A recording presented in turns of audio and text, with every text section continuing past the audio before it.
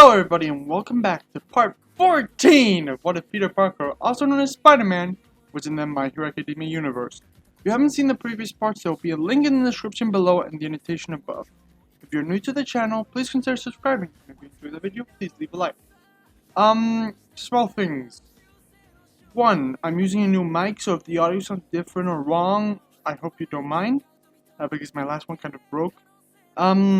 Second, there will be a poll in the eye icon above if you want to vote there on what series you want to see in the Fiddling channel. There are some ideas I found cool, some are from you, some are my own. If you want to see them, vote there. If not, you can. If you have other ideas, you can always leave them down in the comments. Yeah. And I want to give a shout out to one person. I want to give a shout out to Regular Zero Guy. You know what you did. At least hopefully. It wasn't bad, it was actually pretty good. That's why I'm giving you a shout out, otherwise I wouldn't. Anyway, to get into the what if. After the students finish the temporary hero license exam, they return to the dorms to rest. Peter takes his suit up to his room to finish the repairs on the suit, since the suit got damaged during the exam. Time passes, Peter fixes the suit and reinforces it so that it doesn't break as easily again. Once Peter is done fixing the suit, he hears people outside and thinks it's weird. It's past curfew, why are they outside? Peter puts on the suit and goes into stealth mode and decides to follow the people. They turn out to be Midoriya and Bakugo. As they walk, Peter thinks it's a bit late for this, and if he gets caught, some bad consequences may fall on him. He decides to return to the dorms, but not before shooting an upgrade spider tracer. These tracers can now record audio and transmit it or just record it. Peter walks back to the dorms while listening to the conversation Bakugo and Midoriya are having. Once Bakugo says that Midoriya and All Might have the same quirk, Peter thinks, that makes total sense! The connection between the two, the power similarities, and All Might having to retire because his power left him. Can't believe I didn't think of it. The fight between Midoriya and Bakugo starts, and right on the beginning of the fight, Bakugo breaks the spider tracer, not purposefully, so Peter can't listen anymore. Peter arrives at the dorms right when All Might is running towards where Midoriya and Bakugo are. In this version of events, the fight goes pretty much the same. Midoriya's movements are a bit more flexible, so Bakugo struggles a bit more, but ultimately Bakugo still wins. Peter, when he arrives, wall crawls to his balcony and goes through the window where he left, back to his room. He takes off the suit, puts it on the desk, and goes to bed, thinking on the new information he just receives and starts to process it. The next day, the students walk to the assembly when Monoma starts confrontation with Class 1A. Peter makes fun of Monoma for always starting these little skirmishes, kind of pointing out his insecurities. And when Pony Tsunothiri starts speaking to the class about having joint classes next year, Peter starts talking to her in English, since she is American as well. Peter, although I'm writing this in English and saying it in English, and if you watch the dub it's in English, they were actually speaking Japanese between them, so the English is not that rare. It's pretty rare. All the students go to the assembly and listen to Nezu's speech, which is exactly the same as in the anime. The assembly ends and everybody returns to class. A blue-haired girl talks to a blonde man about two students fighting yesterday. In class, Aizawa explains that this next year is going to be a lot harder and that they need to focus on their studies a lot more. Tsuyu asks what the hero work studies the principal mentions are. Aizawa explains what they are. Uraka kind of pauses for a second and says, "Wait, why did we work so hard at the sports festival then?" Aizawa answers, "You will be using your connections from the festival to secure a work study. Basic networking. It's not something to do with normal classwork, so it's special for each student, but it hasn't been decided if first years will be allowed to do work study, and that this will all be explained this will all be explained at a further date, he says. President Mike then comes in and just to teach English. Back in the dorms, when everyone returns, everyone is discussing the work studies and what they did in class. Midoriya wonders what they're doing, what they did, and what's happening, and asks. But the response from Peter and Ida is they can't share the information with neither Midoriya nor Bakugo.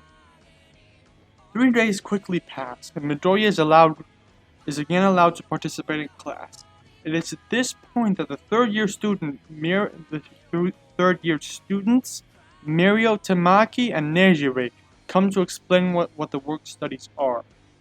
After not really getting the point across, Mirio takes the students to the gym to show them what progress they can achieve if they participate in the hero work study. The fight is more or less like in the anime. Mirio asks who is going to be the first to attack. Kirishima says, "I'll do it," but Midoriya says, "No, me first." Midoriya gets in a battle sense and charges at Mirio. While Midoriya is in the air, Mirio's clothes fall off, surprising a lot of people, for example, Jiro.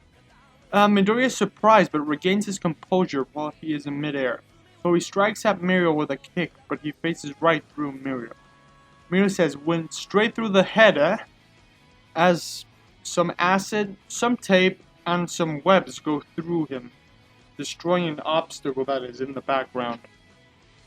Mirio then decides to take down the long-range fighters first, managing to take down every single one of them except for Peter, who managed to evade with his spider sense and get back to his group. Get back with the melee fighters. Everybody then says that Mirio is basically invincible. Midoriya says, "No, we can beat him. We just have to use the information we have to actually defeat him." Mirio smiles and charges at the students going underground. He pops up behind the students. Midoriya predicts this and moves for a counterattack, kicking where he predicted Mirio will come out. Mirio predicts the counterattack and takes down Midoriya anyway. Mirio then proceeds to take down all the fighters. The last one to go down, thanks in large part to his spider sense and web shooters, is Peter. But he goes down all the same, in just 30 seconds after the rest. Mirio explains how he became so good and that it's all due to the work studies.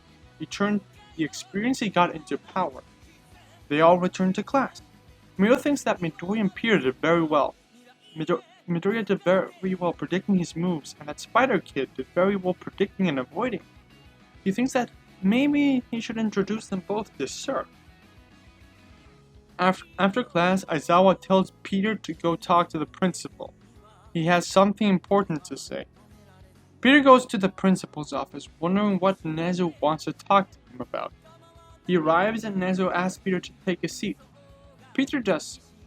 Nezu then starts talking, saying, "You're an exemplary student, Peter. Unfortunately, due to recent events, mainly All Might's passing of the Symbol of Peace title and not being able to function as a hero, and because you now have a temporary hero license, we have to cancel your extra support lessons so you can focus more on your hero work. Of course, you could always work as a support course, primarily dropping the hero course if you would prefer. I mean, it's all up to you." Peter says, "I would actually prefer the hero course, sir, especially after all I've been through, to become a great hero.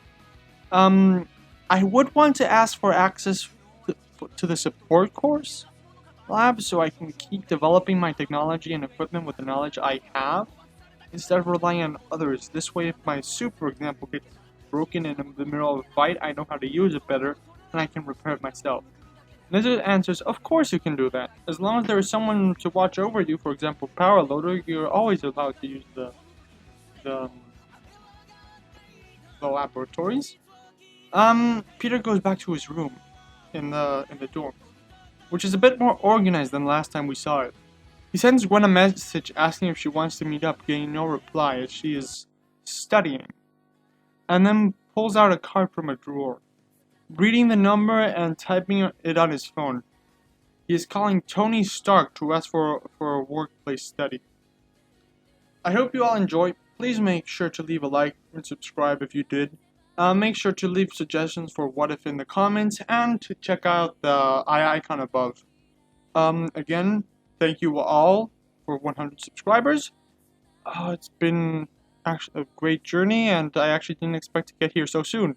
Expected to be a lot lighter. Hope you all enjoyed, and until next time, bye!